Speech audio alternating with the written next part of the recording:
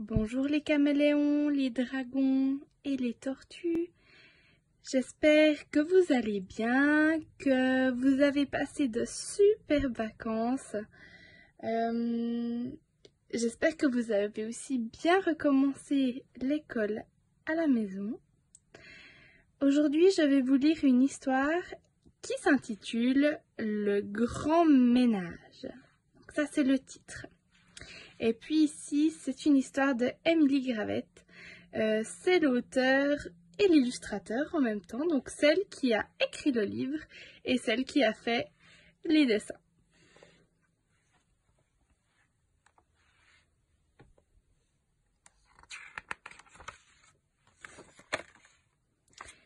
Le grand ménage.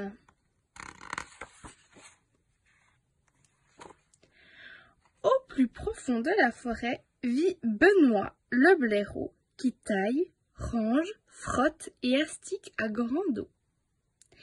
Il lisse les corolles de chaque fleur, une à une, puis coupe celles qu'il juge importunes.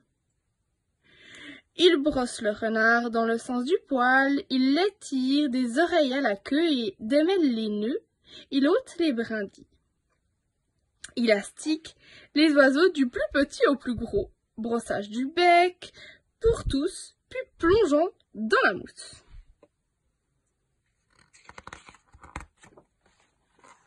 Il ramasse le moindre bout de bois. Il aspire, il balaie, il nettoie, il frotte les pierres, les astiques, les récure et les briques.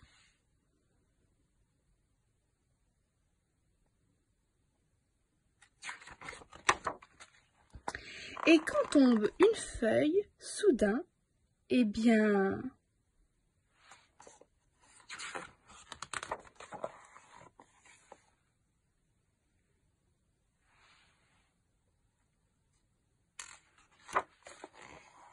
il sort les grands moyens.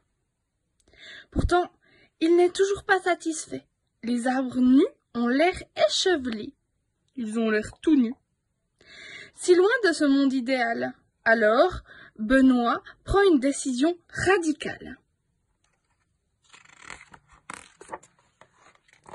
Il arrache tous les arbres.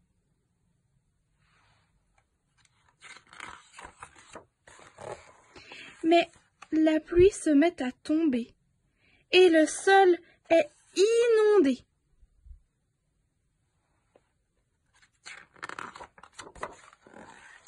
La terre, détrempée, devient de la boue.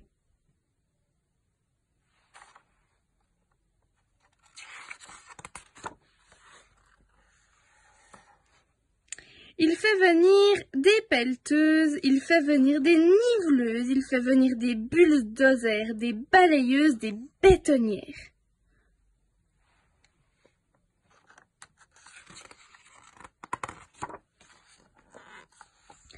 Plus de boue, plus de gadou, plus la moindre trace, plus rien ne dépasse, plus d'arbres du tout. Tout est propre et net. Cette forêt est pratiquement parfaite, s'exclame Benoît.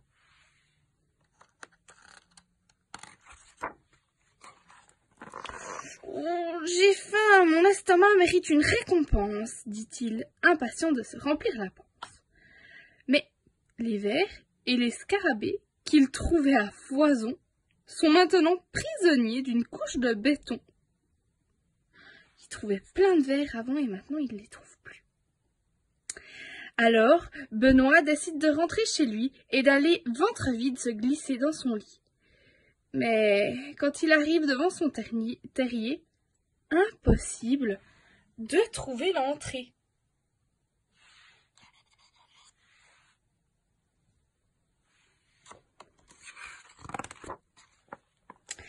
Toute la nuit, il fait les 100 pas, sans parvenir à calmer son pauvre estomac. Oh, il a très très faim. Plus éveillé que jamais, il s'allonge dans sa bétonneuse et se met à réfléchir. « Ah, j'ai fait une bêtise honteuse !»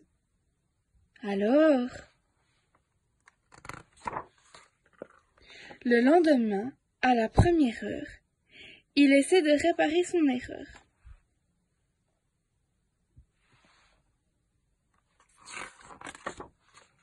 Et les animaux arrivent de toutes sortes pour lui prêter main forte.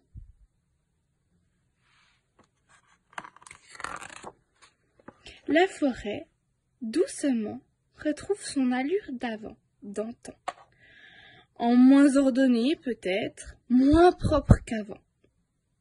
Quant à Benoît, il s'engage à faire de gros efforts. Mais parviendra-t-il à contrôler sa manie, à ton avis ?